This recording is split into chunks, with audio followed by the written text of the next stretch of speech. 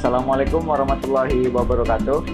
Selamat datang di acara kedua Praktikum Manajemen Ternak Perah tahun 2020. Kali ini kita akan mempelajari tentang penilaian ternak, pemerahan, handling, sanitasi, dan juga perkandangan. Tak usah berlama-lama, mari kita simak video berikut ini.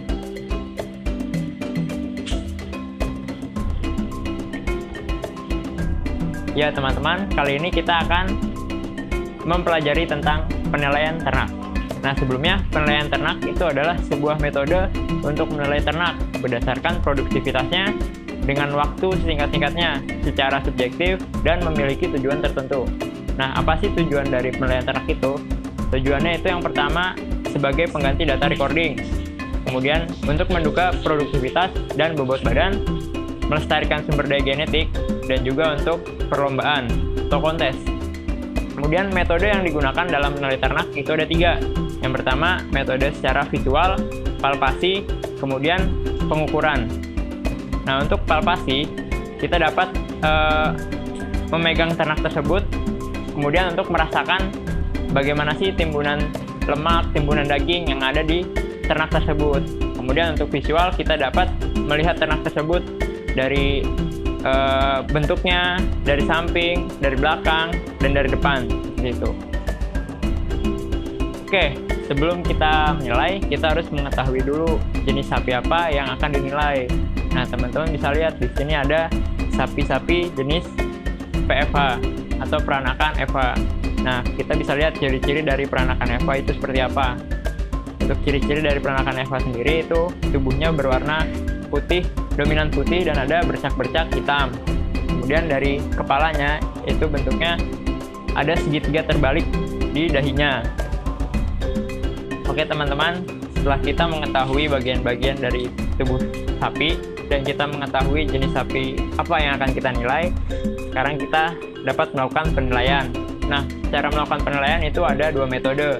Yang pertama ada metode PDCA dan DHIA. Tapi yang sering digunakan di Indonesia itu adalah metode PDCA. Metode PDCA itu kepanjangannya adalah Purebred Dairy Cattle Association. Itu terdiri dari 5 komponen. Yang pertama, mammary system 40%, kemudian dairy character 20%, kemudian feed and legs 15%, frame 15%, dan body capacity 15%.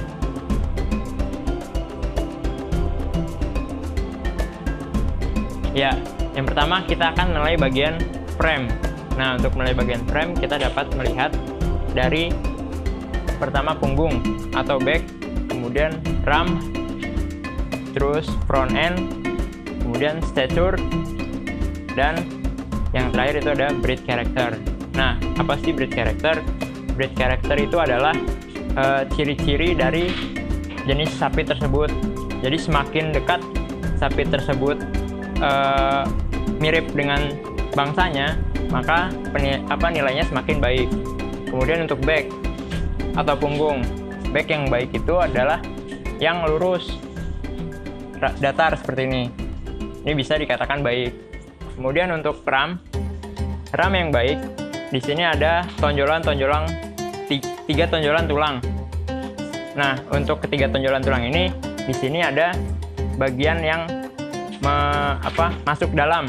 Nah, ini untuk sapi yang baik, terutama sapi perah, itu tidak terlalu dalam dan tidak terlalu besar. Kemudian ada front end. Front end itu kaki bagian belakang.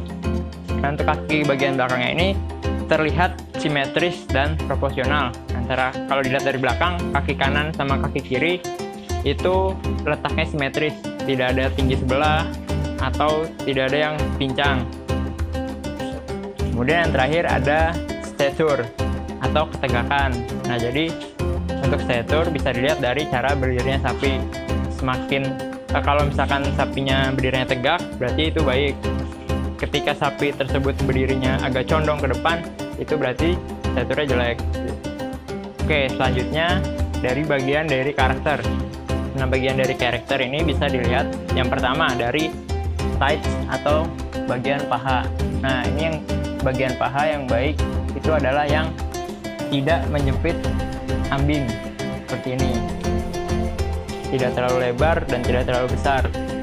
Kemudian bisa dilihat dari bagian ribs atau tulang rusuk. Nah, tulang rusuk yang baik untuk sapi perah itu berjarak 1 sampai 2 jari orang dewasa. Itu untuk ribsnya. Jadi kalau misalkan terlalu lebar, itu dikhawatirkan nanti tidak melindungi organ dalamnya. Tapi jika terlalu sempit juga, itu dikhawatirkan menjepit organ dalamnya. Jadi harus proporsional 1 sampai 2 jari orang dewasa.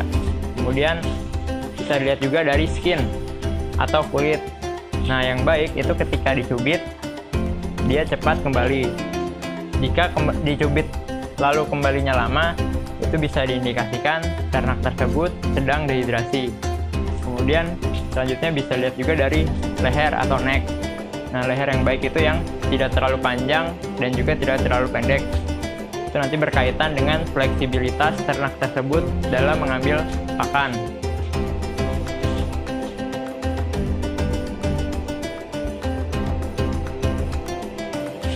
Oke, selanjutnya ke komponen body capacity. Nah, body capacity itu terdiri dari 2 komponen. Itu bisa dilihat dari chest dan barrel. Nah, pertama kita lihat dari barrelnya. Barrel itu apa sih? Barrel itu perut. Nah, jadi perut yang bagus ini seperti ini. Jadi ntar berpengaruhnya ke konsumsi pakannya. Jadi yang baik itu adalah yang lebar dan dalam, luas dan dalam. Jadi untuk kapasitas ternak tersebut menampung pakan semakin besar. Kemudian bagian chest atau bagian dada. Nah, bagian dada sapi ini ntar berpengaruhnya ke sistem pernafasan. Jadi yang baik itu tidak terlalu lebar tapi juga tidak terlalu sempit. Jadi semuanya proporsional seperti itu. Oke, komponen yang selanjutnya ada feet and legs. Nah, feet and legs ini bisa kita nilai dari bentuk kakinya, dari kaki depan dan kaki belakang. Nah, untuk kaki belakang itu bentuknya yang proporsional. Jadi bisa dilihat untuk sapi ini sendiri, jika saya menilai nilainya untuk bagian feet and legs ini adalah bagus untuk kaki belakangnya, dan juga bisa dilihat kaki depan. Nah, untuk kaki depan sapi ini juga sudah termasuk bagus nilainya. Karena kenapa? Dari cara berdirinya pun ternak ini tidak kesusahan. Namun ini sedang makan, jadi agak menyilang kakinya. Gitu. Dan untuk feet and legs yang bagus juga, bentuk kakinya itu tidak berbentuk O maupun X. Oke, selanjutnya ada komponen mammary system. Nah, mammary system itu adalah komponen produksi susu, yang mana kalau di sapi perah itu adalah ambing. Nah, untuk ambing sendiri yang bagus jika dipegang dan dilihat di sini seperti ada urat-urat kalau kita lihat. Nah, ini jika uratnya banyak, maka diasumsikan produktivitas susu tersebut semakin besar. Ini bisa dilihat teman-teman, di sini uratnya banyak. Kemudian jika dipegang juga terdapat seperti grenjel-grenjel buah anggur. Nah, itu adalah alveoli dari mammary system tersebut. Jadi jika banyak bulatan-bulatan seperti buah anggur tersebut, maka produktivitasnya pun diasumsikan semakin besar. Kemudian dari puting bisa dilihat untuk sapi perah jumlah puting normal itu ada 4. Nah, jika ternak tersebut memiliki lebih dari 4 puting, itu bisa dikatakan kelainan atau yang sering disebut supernumerated. Nah, jika kekurangan puting pun itu juga disebut sebagai kelainan.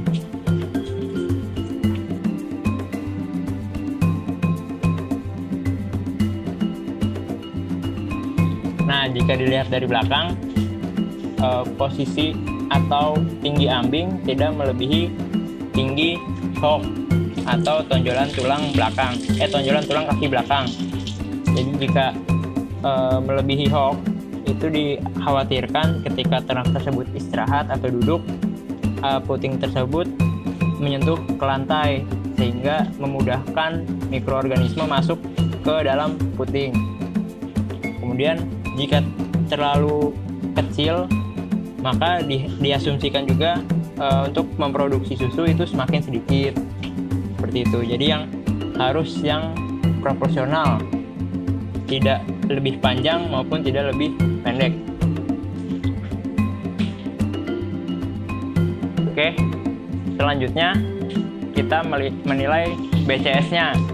Nah, BCS itu apa sih? BCS itu adalah body conditioning score, di mana itu adalah cara kita melihat timbunan lemak pada ternak, itu dari pangkal ekor, kemudian ram, kemudian ribs atau tulang rusuk, dan back atau tulang punggung.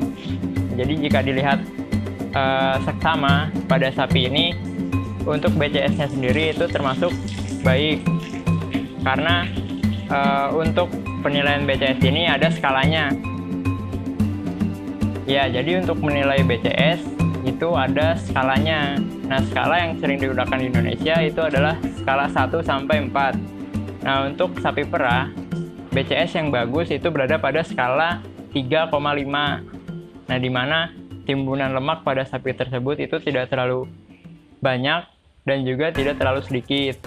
Seperti itu. Jadi bisa lihat di sini, sapi di sini yang saya nilai sekarang itu sudah dalam kondisi yang baik.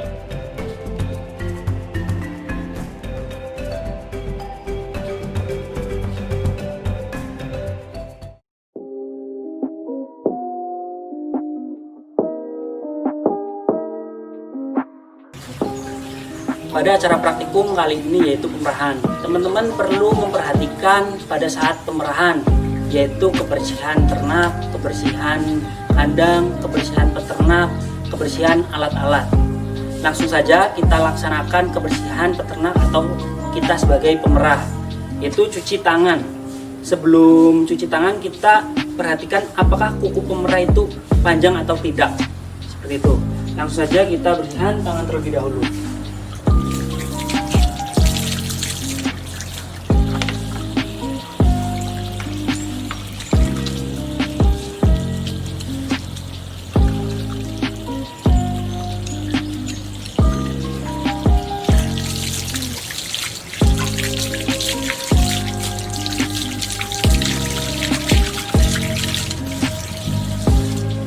Setelah teman-teman membersihkan tangannya, jangan lupa untuk mengeringkan tangan teman-teman. Setelah kering, mari kita menuju ke kandang.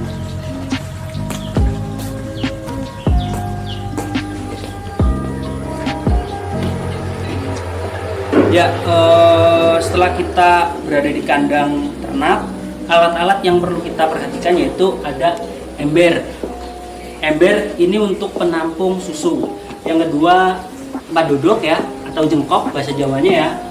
Terus ada vaselin atau minyak, atau teman-teman bisa menggunakan margarin bisa, mentega bisa. Yang penting mengandung bahan pelicin gitu. Terus selanjutnya ada air hangat. Ya, ini untuk membersihkan ambing saat pertama kali. Kita lakukan acara pemerahan. Yang pertama, bersihkan ambing terlebih dahulu menggunakan air hangat. Bersihkan ambing dan puting sampai bersih hingga tidak ada kotoran di area kambing. Sorry, ambing saya maksud. Yang saya maksudkan yaitu ambing. Setelah bersih, untuk melakukan pemerahan, teman-teman harus mengolesi tangannya menggunakan vaselin terlebih dahulu.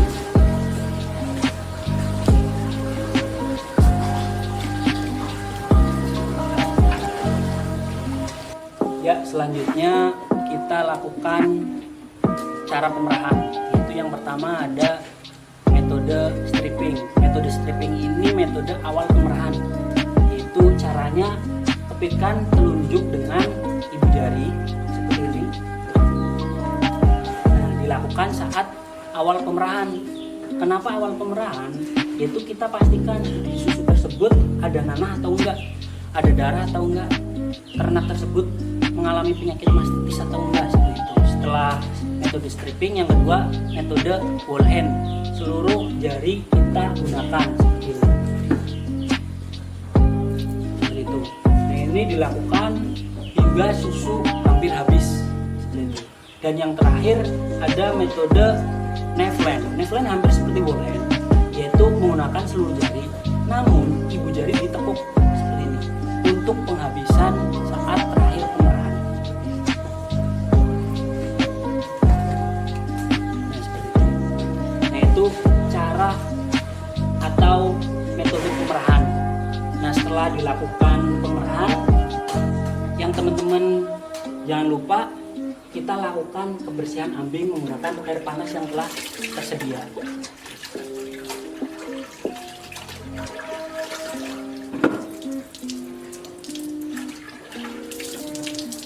Nah, pastikan tidak hanya ambing ya, yang kita perlu diperhatikan puting-putingnya jangan sampai ada susu yang menempel.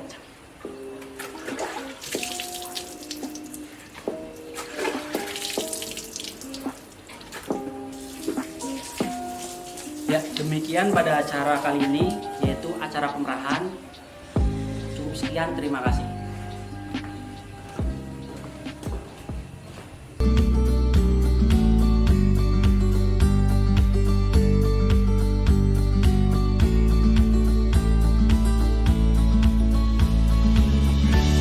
Kali ini kita akan membuat tali patis dengan menyediakan tali tambang, panjangnya sesuai dengan kebutuhan.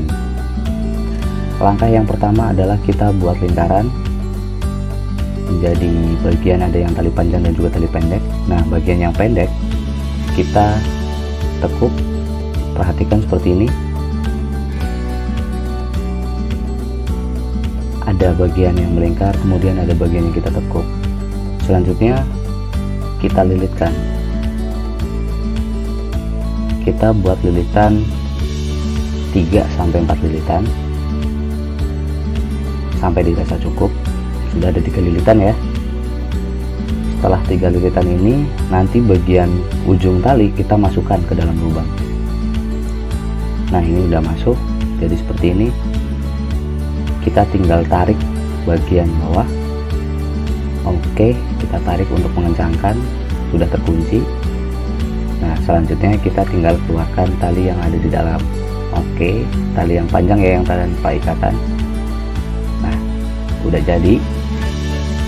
Bisa dilonggarkan untuk dimasukkan ke kepala ternak, juga bisa dikencangkan. Ini adalah tali patis. Sekian kawan-kawan, demikianlah pembuatan tali patis. Untuk pembuatan tali berangus itu sendiri, bahannya sama, masih tali tambang. Kita lakukan, dibuka ya talinya ya, sampai ada lipatan seperti ini. Angka selanjutnya adalah kita masukkan ujung tali. Yang satunya kita masukkan ya, kita masukkan ke masing-masing lubang. Pastikan masukkan sampai dengan terlihat rapi ya. Satu udah masuk, kita masukkan lagi sampai akhirnya masuk semuanya.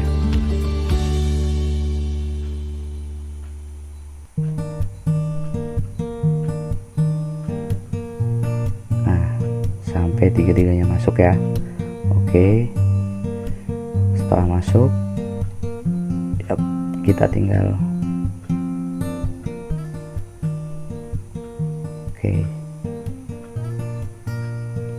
sudah jadi ya satu lingkaran.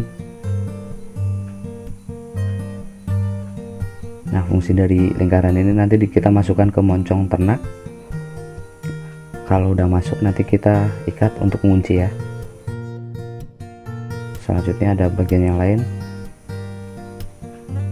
Tadi sisi sebelah kiri, sekarang kita pindah ke sisi sebelah kanan. Kita buka kembali talinya sampai ada 3 lingkaran seperti ini. Nah, kan masih ada sisa tali yang panjang ya. Ujung talinya kita masukkan lagi ke dalam lubang.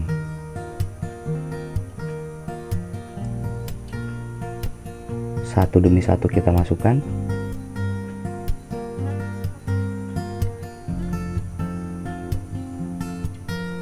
Oke, kita masukkan perlahan. Yang penting masuk ya, juga rapi. Oke, terakhir kita masukkan. Nah, oke, sampai masuk semua. Nah, tinggal kita tarik. Terus kenapa ada dua lubang? Ada lubang yang kecil dan yang besar. Lubang yang kecil nanti kita masuk ke moncong. Kita nanti tinggal atur ya, aturannya lewat kiri, nanti bisa dilonggarkan dan juga bisa dikencangkan. Setelah masuk ke moncong, kita tinggal ikat